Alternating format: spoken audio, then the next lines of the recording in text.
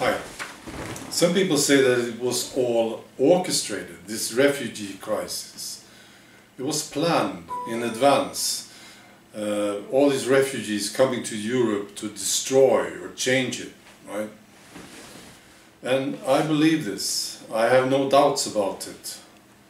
I see it here in Sweden, and I see the same pattern in some other countries. In Sweden we had a time before the flood of refugees hitting the borders, quite a long time period where the Swedish people were groomed into accepting what was coming. So they knew, somebody knew, some guys knew what was going to happen, and they were preparing Sweden for it. I have one example. Media, they talked about these guys who are coming as highly educated. Oh my God, it was so good. It's like a big win for Sweden to have all these highly educated people wanting to live here. Yeah. Now it turned out that wasn't true. There were some who were highly educated, yes, but there were not many of them. So they lied to us. Why did they lie? Interesting, isn't it? I mean, anybody with some sense would understand that this couldn't be true. Right? How could they be so highly educated? Wow.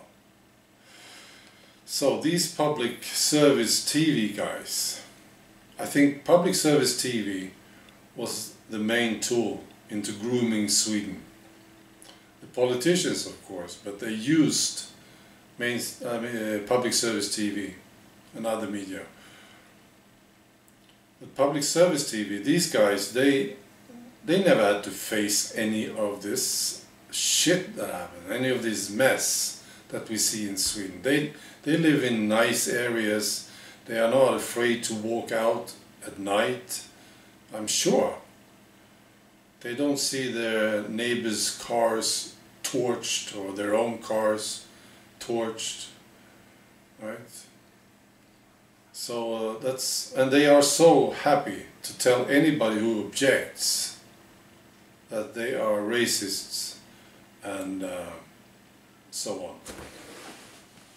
So that's why I found this little story interesting.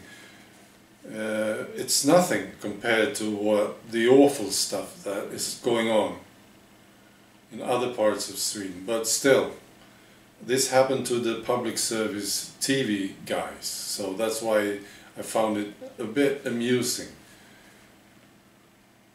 So they do a summer show every year, I think. It's called Summer Break, and they do it from a stage in Malmö. So this year, well, they had this equipment, and there were guards watching over the equipment, and there was a group of young guys in their 20s. They were very interested in this equipment. They came closer and closer, and finally the guards had to tell them to leave. And they did, but they didn't go far, and after a while there was a rain of stones into the crowd from this group. And nobody was hurt, no kid was hurt, this was good. But there was a comment from the project manager. She said, this was really sad. Yeah. I recommend this project manager to go and live in some of the less fortunate areas of Sweden, and she will experience what sad really is. Yeah. Alright, that's the story. Bye.